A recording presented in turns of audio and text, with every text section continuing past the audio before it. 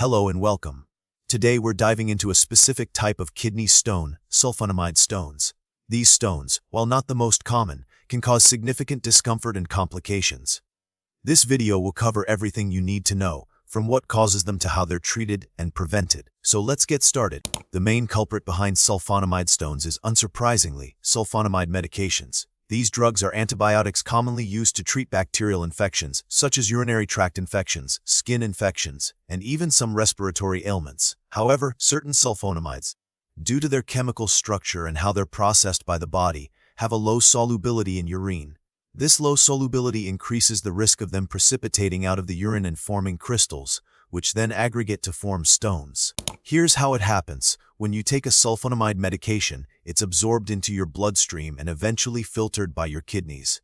If the concentration of the sulfonamide in urine becomes too high and the urine pH is favorable, the drug starts to crystallize. These tiny crystals can then bind together, gradually increasing in size and forming larger stones.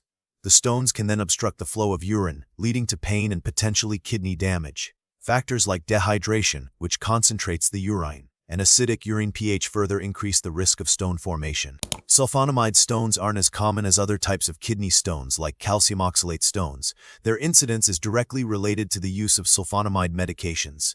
People taking high doses of sulfonamides for extended periods are at a higher risk.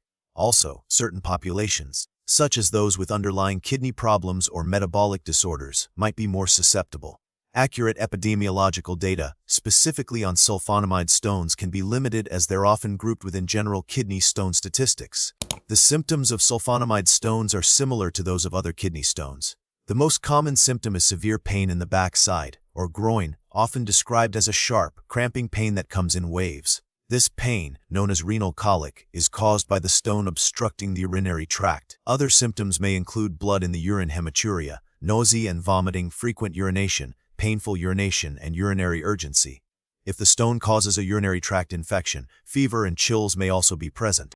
Diagnosing sulfonamide stones typically involves a combination of medical history, physical examination, and imaging studies. The doctor will ask about your medication history, particularly sulfonamide use. A urinalysis can detect blood crystals and signs of infection.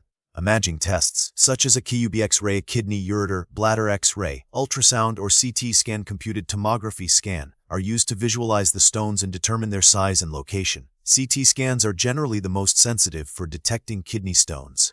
Unlike some other kidney stones, sulfonamide stones aren't typically classified into subtypes based on composition other than simply being composed of sulfonamide crystals. The primary concern is the specific sulfonamide drug involved, as some are more prone to stone formation than others. Treatment for sulfonamide stones depends on the size, location, and severity of the symptoms. Small stones may pass on their own with increased fluid intake and pain medication. Alpha blockers can also be prescribed to relax the muscles in the ureter, aiding in stone passage. For larger stones or those causing severe obstruction, more invasive procedures may be necessary. These include extracorporeal shock wave lithotripsy (ESOL), which uses shock waves to break the stone into smaller pieces, ureteroscopy, where a small scope is inserted into the ureter to visualize and remove the stone, and percutaneous nephrolithotomy (PCNL), a surgical procedure used for very large stones where a small incision is made in the back to access the kidney and remove the stone. It's critical to discontinue the offending sulfonamide medication if possible and consider alternative antibiotics. Preventing sulfonamide stones primarily involves staying well hydrated by drinking plenty of fluids, especially water. This helps dilute the concentration of sulfonamide in the urine. Acidic urine promotes sulfonamide crystallization. Alkalinizing the urine with medications like potassium citrate can increase the solubility of sulfonamides and reduce the risk of stone formation. If you're taking a sulfonamide medication, discuss the potential risks and preventative measures with your doctor. They might recommend monitoring your urine pH and adjusting your medication or lifestyle as needed. The prognosis for individuals with sulfonamide stones is generally good, especially with prompt diagnosis and appropriate treatment. However, recurrent stone formation is possible if preventative measures aren't followed. Recent research focuses on developing more soluble sulfonamide formulations and identifying individuals at higher risk for stone formation. Some studies are also investigating the use of specific dietary modifications and supplements to further reduce the risk of stone recurrence. Always consult with your doctor for personalized advice and the most up-to-date information on managing sulfonamide stones. Thank you for watching.